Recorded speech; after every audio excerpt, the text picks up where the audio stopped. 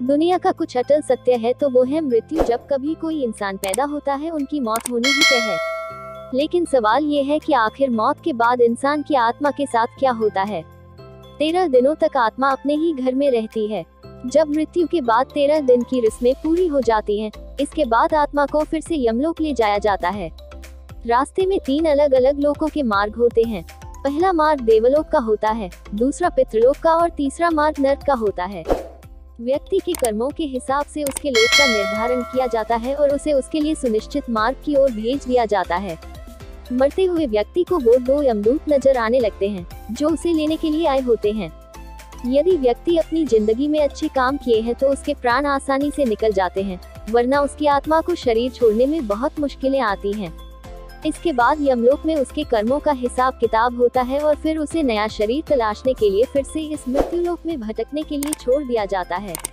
मृत्यु के बाद व्यक्ति की आत्मा प्रेत रूप में एक दिन में 200 योजन यानी 1600 किलोमीटर चलती है। 1 योजन 8 किलोमीटर का होता है। इस तरह 1 वर्ष में आत्मा यमराज के नगर में पहुंचती है। वैतरणी नदी को छोड़कर यमलोक का मार्ग 86,000 योजन है।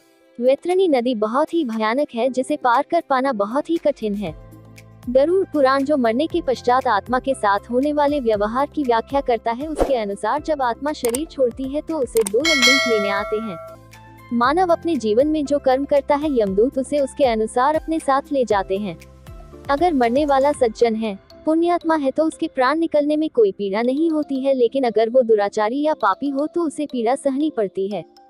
गरुड़ पुराण में यह उल्लेख भी मिलता है कि मृत्यु के बाद आत्मा को यमदूत केवल 24 घंटों के लिए ही ले जाते हैं और इन 24 घंटों के दौरान आत्मा दिखाया जाता है कि उसने कितने पाप और कितने पुण्य किए हैं।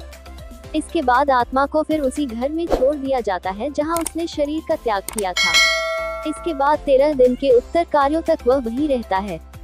13 दिन बाद वह फिर यमलोक की यात्रा करता है।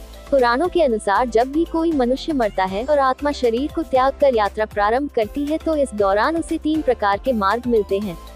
उस आत्मा को किस मार्ग पर चलाया जाएगा यह केवल उसके कर्मों पर निर्भर करता है। तो दोस्तों, इसके साथ ही आपको यह भी बता दें कि यहाँ दी गई जानकारी सामान्य मान्यताओं पर आधारित है। इन जानकारियों पर हम यह दावा नहीं करते कि ये पूर्णतया सत्य एवं सटीक है। इन्हें अपनाने से पहले संबंधित क्षेत्र के विशेषज्ञ की सलाह जरूर लें।